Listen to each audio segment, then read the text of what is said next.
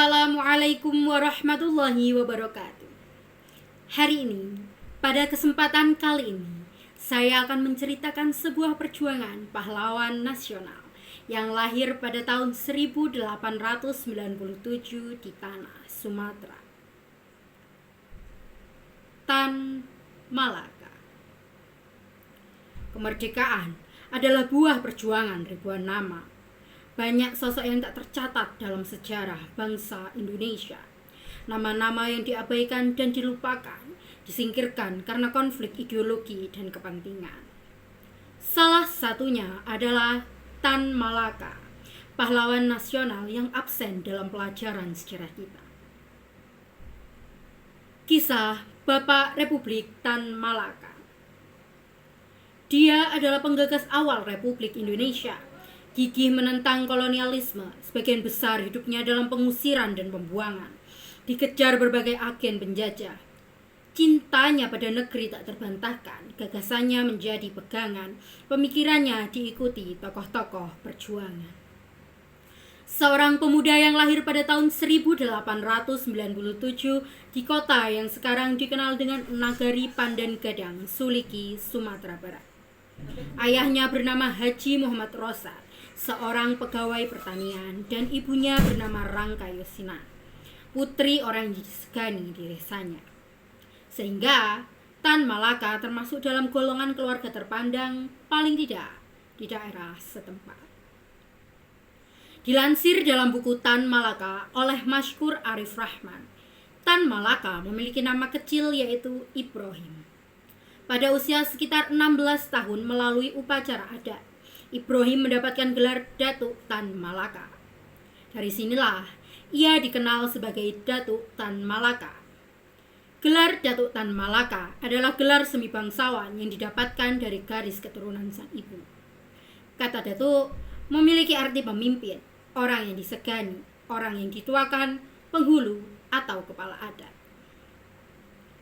Pejuang yang militan, radikal, dan revolusioner ini telah banyak melahirkan pemikiran-pemikiran yang berbobot dan brilian, sehingga berperan besar dalam sejarah perjuangan kemerdekaan Indonesia.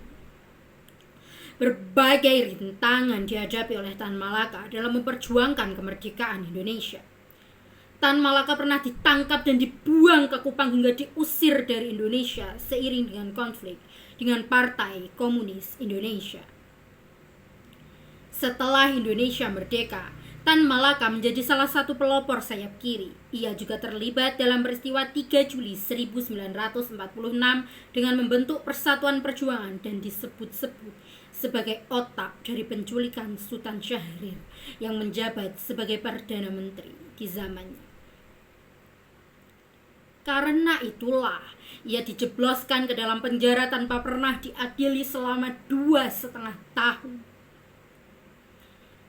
Setelah meletusnya pemberontakan FDR PKI di Madiun, September 1948 dengan pimpinan Musso dan Amir Syarifuddin, Tan Malaka dikeluarkan begitu saja dari penjara. Entah apa yang membuatnya dikeluarkan. Meskipun begitu, Tan Malaka memiliki segudang prestasi seperti mendirikan Partai Pari, Partai Murba, dan mendirikan sekolah mengajar di Cina. Setelah pemberontakan PKI FDR di Madiun ditumpas pada akhir November 1948, Tan Malaka menuju ke Kediri dan mengumpulkan sisa-sisa pemberontak PKI FDR yang masih ada di Kediri.